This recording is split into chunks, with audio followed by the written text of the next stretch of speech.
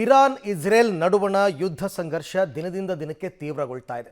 ಮುಂದಿನ ವಾರದಿಂದ ಅಮೆರಿಕ ಕೂಡ ಯುದ್ಧದಲ್ಲಿ ಪಾಲ್ಗೊಳ್ಳುತ್ತೆ ಅಂತಕ್ಕಂಥ ಮಾಹಿತಿಯ ನಡುವೆನೇ ಎರಡೂ ದೇಶಗಳು ಪರಸ್ಪರ ಹೋರಾಟವನ್ನು ತೀವ್ರಗೊಳಿಸಿದ್ದಾರೆ.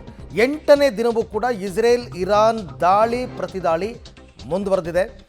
ಇರಾನ್ನ ಮಿಲಿಟರಿ ಮೂಲಸೌಕರ್ಯ ನೆಲೆಗಳ ಮೇಲೆ ಇಸ್ರೇಲ್ ಭಾರೀ ಪ್ರಮಾಣದಲ್ಲಿ ದಾಳಿಯನ್ನು ಮಾಡಿದೆ. ಉತ್ತರ ಪ್ರಾಂತ್ಯದ ಸೆಫಿದ್ ರುಡ್ ಪ್ರದೇಶದ ಕೈಗಾರಿಕಾ ಸಂಕೀರ್ಣವನ್ನು ಕಂಪ್ಲೀಟ್ ಆಗಿ ಉಡೀಸ್ ಮಾಡಲಾಗಿದೆ.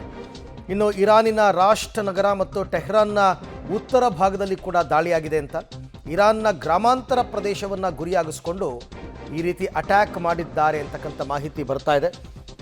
ಎರಡೂ ದೇಶಗಳು ಕೂಡ ಸಿವಿಲಿಯನ್ಸನ್ನು ಟಾರ್ಗೆಟ್ ಮಾಡ್ತಾವೆ. ಮೊದಲು ಶುರು ಮಾಡಿದ್ದು ಇರಾನ್, ಅದಾದಮೇಲೆ ಇಸ್ರೇಲ್ ಕೂಡ ಅದೇ ರೀತಿ ಮಾಡ್ತು. ಬಟ್ ಇರಾನ್ ನಾವು ಸಿವಿಲಿಯನ್ಸ್ ಮತ್ತು ಹಾಸ್ಪಿಟಲ್ಗಳನ್ನ ಗುರಿಯಾಗಿಸ್ಕೊಂಡು ದಾಳಿ ಮಾಡಿಲ್ಲ ಅಂತ ಇದ್ದಾರೆ. ಈಗ ನೀವು ನೋಡ್ತಾ ಇರ್ತಕ್ಕಂಥದ್ದು ಸೊರೋಕು ಆಸ್ಪತ್ರೆ ಧ್ವಂಸವಾಗಿರುವಂತಹ ದೃಶ್ಯ.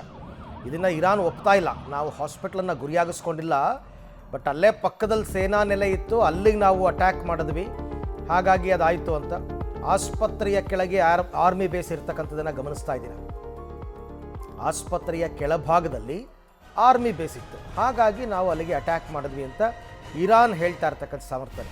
ಇನ್ನು ಹಾಸ್ಪಿಟಲ್ ಮೇಲೆ ದಾಳಿ ಆಗ್ತಾ ಇದ್ದ ಹಾಗೆಯೇ ಅಲ್ಲಿನ ಜನ ಎದ್ನೋ ಬಿದ್ನೋ ಅಂತ ಪ್ರಾಣ ಉಳಿಸ್ಕೊಳ್ಳೋದಕ್ಕೆ ಓಡ್ ಹೋಗ್ತಾ ಇರ್ತಕ್ಕಂಥ ದೃಶ್ಯವನ್ನು ಕೂಡ ತಾವು ಗಮನಿಸ್ತಾ ಇದ್ದೀರಾ.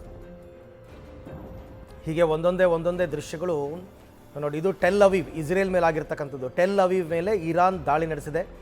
ಭಾರೀ ಪ್ರಮಾಣದ ಅನಾಹುತ ಆಗಿದೆ. ದೊಡ್ಡ ದೊಡ್ಡ ಬಿಲ್ಡಿಂಗ್ಗಳನ್ನೇ ಟಾರ್ಗೆಟ್ ಮಾಡಿ ಅವರು ಅಟ್ಯಾಕ್ ಮಾಡಿರ್ತಕ್ಕಂಥದ್ದು ಬಹಳ ಚೆನ್ನಾಗಿ ಗೊತ್ತಾಗ್ತಾ ಇದೆ. ಟೆಲ್ ಅವೀವ್ ಮೇಲೆ ಇರಾನ್ ದಾಳಿ ನಡೆಸಿರ್ತಕ್ಕಂಥದ್ದು, ಇಸ್ರೇಲ್ನ ರಾಜಧಾನಿ.